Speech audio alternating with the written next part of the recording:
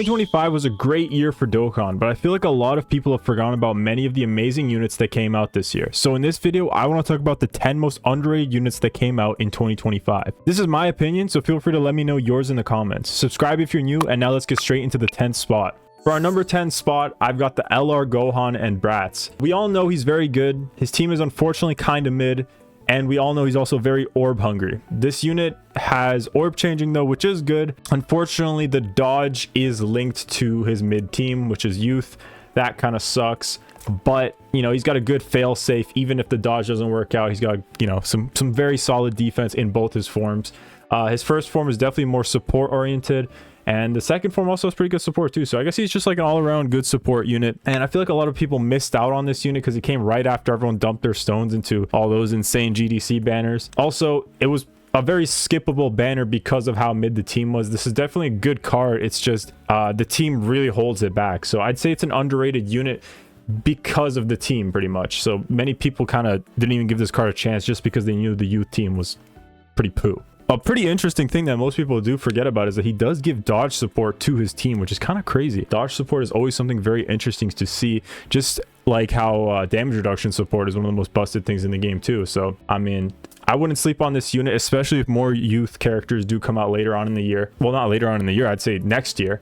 He could definitely make a strong comeback because we've seen it with, you know, 2024 units. Some of them are able to sneak into the next year. So who knows? Maybe this is one of those units that sneaks into the next year, even with power creep. This unit also has stacking for 4 turns, which is like just good. It lets you build up, and then the next turn that they come back, it's as if they're already post super. So regardless, you know how stacking works, guys. Come on now. Yeah, that's about it for the 10th spot. I think he's pretty underrated, but we all do know he's good. So that's why he's the 10th spot, because he's the least underrated out of all the underrated units we're going to talk about. And now we can move on to the 9th spot, which is Int LR Zamasu and his EZA. Wow, this card, I feel like his EZA came out and barely anyone talked about him. When I saw this EZA drop, I was like, wow, this is a really, really good EZA.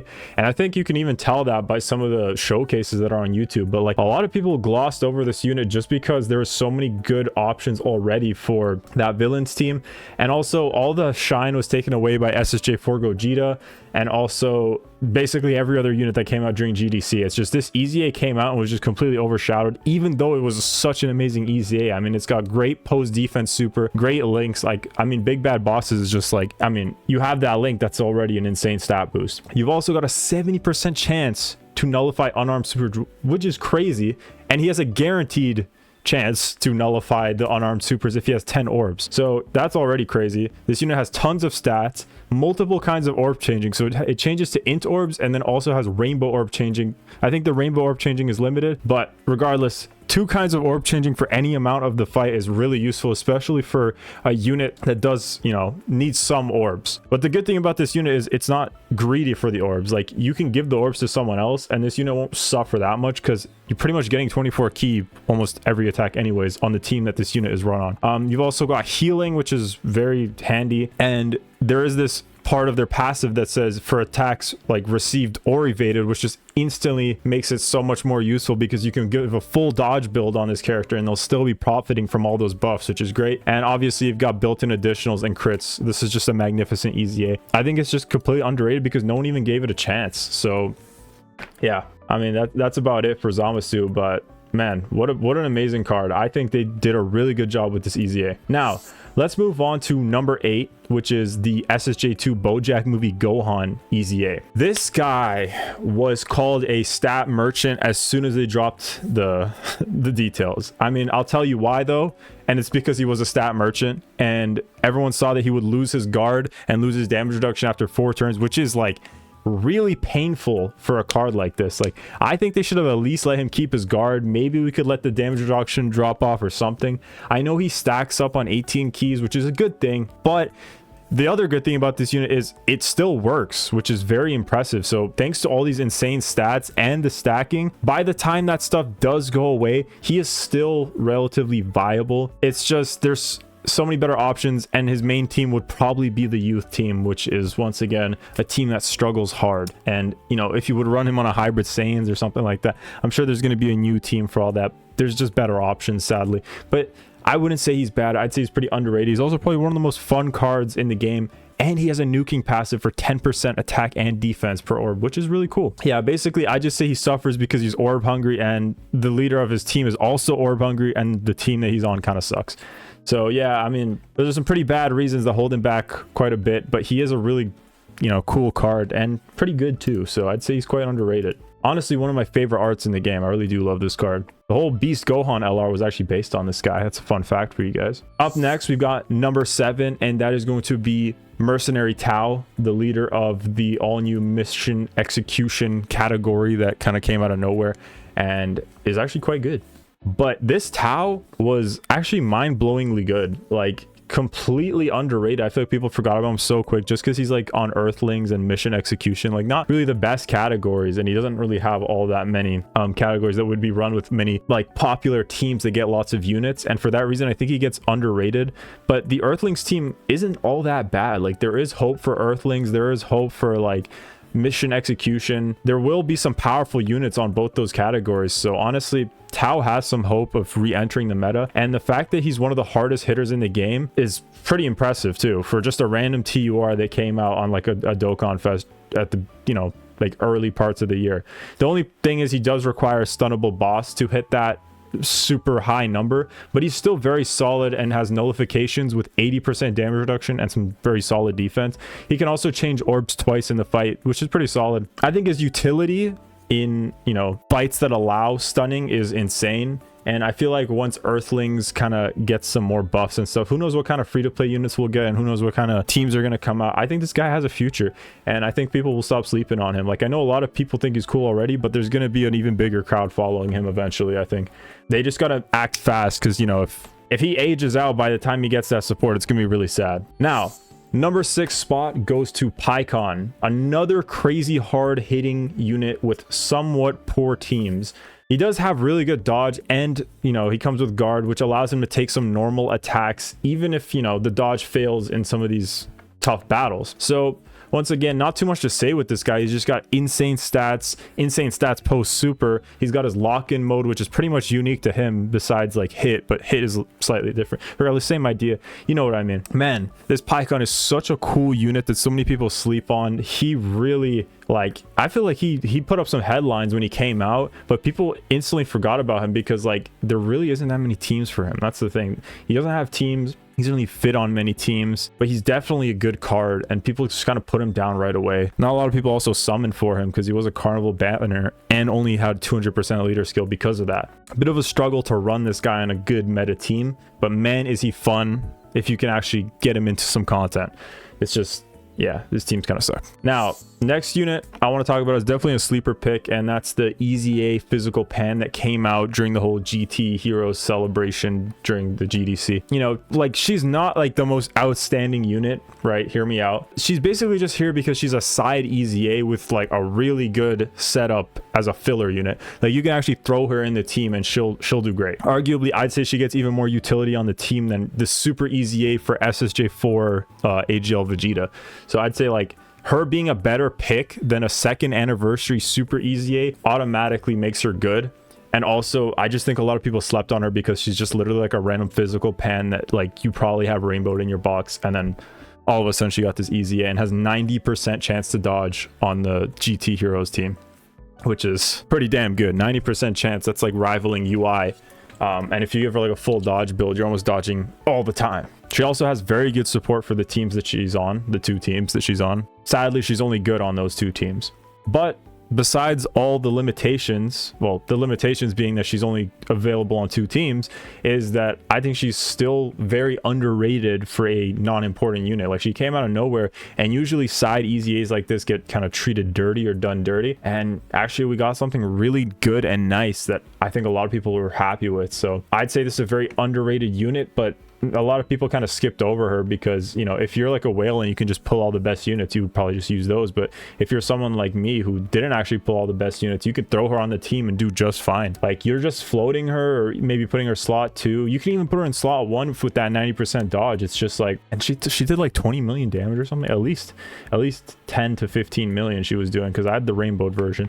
But yeah, so she's very solid. I think she's really good. Obviously, a very comparable unit is the Int Pansy that I literally just dropped a video on not too long ago. They're quite similar. They both hit about the same numbers, and the only difference is the teams you run them on. Like they're basically the exact same. Her and that Int Pansy. Very solid not free to play unit. A very solid side EZA unit. Pansy's a very solid free to play unit. But whatever, I'm waffling so much. I'm sorry, guys. For number 4 spot, I would put both the Omega EZAs that came out, and by both I mean the STR Super EZA and also all the Shadow Dragons LR from the Dokkan Battlefield event. The Dokkan Battlefield LR is very solid. I think the Int one is very good actually for a free-to-play unit, but it gets treated with the same level of scrutiny as a summonable unit, unfortunately, which makes it a bit underrated. I feel like a lot of people look at it and be like, oh, it's just a bunch of stats, a little bit of support, and it has only 42% damage reduction. But that actually worked quite well for it, because those stats really do add up, and that 42% damage reduction allows it to be a very solid, you know, slot 3, slot 2, post super kind of thing. Yeah, with all the support up on this team, like, you can definitely run this free-to-play LR.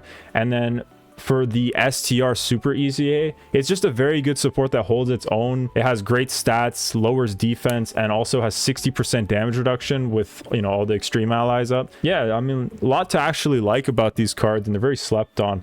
I mean, they could be a little bit stronger, but I still do think they're underrated by the community. Now, before we get into the top 3, I just want to throw out there an honorable mention who, the only reason I don't think he makes the list is because it's not actually underrated. Everybody knew this card was good, and that's the Volleyball LR STRTN. I just think a lot of people forgot about him. So he's a slot 1 GOAT, but you can literally play him anywhere. He's a very versatile unit. He nullifies Ki Blast Supers and guaranteed nullifies Kamehamehas, which is kind of crazy. So if you're going up against Goku, that's pretty damn good. And he hits really hard. He was hitting like the 40 millions, which is kind of insane, but that's with all his boosts up. Regardless, very solid unit. I don't think he's all that underrated though, so that's why I just put him as an honorable mention that people kind of forgot about. Number 3 is going to be the Majin Vegeta AGL LR Super EZA, and he gets a lot of hate, but I think he performs well in content where some of the best units actually kind of struggle, kind of like the LR Gohan Blue Zone with the Brats. So, you know, that fight with the STR Gohan and the AGL Brats? This Majin Vegeta, I think he actually does quite well thanks to his AoEs. He's got very good 70% damage reduction. He can potentially nuke bosses when he has the Majin Buu Saga allies with, you know, the under 60% HP thing or whatever, which is like, he gets like what, 800% attack, which is ridiculous. So he hits so hard, and it's an AoE, and then also he offers great defensive support. He's giving like 80% defense with some ki. Like, that's insane. So yeah, I feel like a lot of people really sleep on this unit, and I even got hate on one of my videos for saying like, oh, he's one of the best EZAs that we've released. But like, so many people are like, oh, he gets blown away by certain content. But like, every card gets blown away by certain content. I just think like he's very good for an EZA because he actually gets use in events where other characters kind of struggle. And I don't just mean any other characters, I just mean like even the main summonable units that everyone was hyped for, they struggle, but this Majin Vegeta will do well against the Brats. So I mean, it is pretty nitpicky and it is kind of cherry picky, but you guys get what I'm saying. Like, he does have his uses, and I think he's very underrated. Like, a lot of people hated on him, which is kind of crazy. I think he's a very, very well set up, very well designed super EZA, and I think they did him justice with, especially with how much damage he can do. Tons of fun to use this card. Now, for the number 2 spot, we've got LR Caulifla. Bro, this unit got completely forgotten about just because she's a Universe 6 unit, and that's just how things go in Dokkan. Universe 6 gets forgotten about like this, bro. Like, at the snap of a finger, it's forgotten about. I mean, a lot of amazing things came out basically right after, and this was kind of just a random celebration. It's one of those filler celebrations, so you can't really be too surprised that it's forgotten about. But people do forget this card is very solid. You know, it's got, you know, 1 guaranteed dodge, right, which kind of seems a little bit underwhelming, but the things you get from that dodge are very useful. And also, after that dodge, you do get crazy support. You get like 40% damage reduction, a bunch of stats, so you're getting like a total 60% damage reduction or something. I don't remember exactly. Okay, so I was wrong. It was 40% damage reduction, which is a little bit less, but she does get a ton of stats. And also, for every attack performed, you're getting 40% attack and defense, 2 ki, and then, you know, after that first dodge, you're getting 120% attack and defense for 6 turns. Oh, sorry, there it is. It is 60% damage reduction. So it's before receiving an attack though, but still you're getting 60% damage reduction on that first hit. And this is one of those units that actually raises the chance of evading enemy attacks one on Ultra Super, which is a very unique super attack effect. So you're raising your chance to dodge as well as raising your stats while supering. So post super, this is a very useful card. It's just unfortunate the categories and the teams she's on. Luckily, these two are Saiyans and they're Super Saiyans, so they can be used, you know, on some of the other teams because they will have some of those solid links. The only problem is you're wasting links on Tournament of Power, Battlefield Diva, and Warriors of Universe 6, which is three links, but the rest are pretty good link partners for most Super Saiyans, so you should do fine. Yeah, I mean, that's about it. They also have a full field orb change, which is very powerful. Kale's form has great defense and a permanent active, which causes insane damage. The one thing I only complain about is, like, once you have Kale out, there's no real reason to go back to Caulifla except for that one turn of, like, guaranteed dodge to reset the buff, I think. I don't even know if that buff translates over to the Kale form, but regardless, if you need to dodge one attack in slot 1, she's good to go. The thing is, Kale just has so much defense at 24 key anyways. She's got 66% defense per key, which is ridiculous, that I don't even think it matters. So I think this is a very solid unit. Just people completely, like, forget about her. No one's really excited to pull her. It's just everyone's always excited for the new units, but she is actually still very solid. Just, you know, struggles with teams as many of these units on this list do. Let's move on to the big #1 spot. And I don't know if you guys saw this coming, but I think it's the STR cell that came out on April Fools. Man, this unit was completely slept on. I'm one of the people who slept on him, but I'm starting to like look back on him, and I think he's very well designed. Like, he's got a super well-rounded kit, but literally like 90% of people skipped on this banner. Tournament participants actually isn't that bad of a category. Yeah, he's tournament participants and worldwide chaos, and a lot of worldwide chaos units are actually not too bad, and so are tournament participants. Yeah, there's some very solid. I mean, you don't even have to run him as the leader. Like, I'm just saying these are his categories.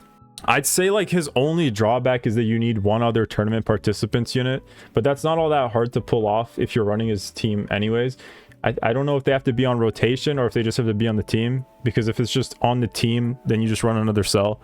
But if it's like on rotation, then you might have to run a couple because you don't really want to miss out on that domain or those buffs. But besides that, he has a very easy revive. He's got a very solid defensive setup, especially post revive, and his domain is not too shabby either, giving a nice little 15% buff. But yeah, he's not the best unit in the game, but I do think he's completely underrated. And let me know in the comments if you guys agree. This is just my list of underrated units. I feel like these are units that were kind of forgotten about, and people forgot how good they are, and kind of they just get hate. You'll pull them and you won't be excited for them, but then, like, if you were to actually use them and give them a full chance, you'd probably be impressed with what they can do. They're still very good 2025 units, and I think Dokkan had very few misses this year. So let me know in the comments if you guys agree with this list. I think this is just a fun little video, but yeah, thank you all so much for watching. Subscribe if you're new, and bye.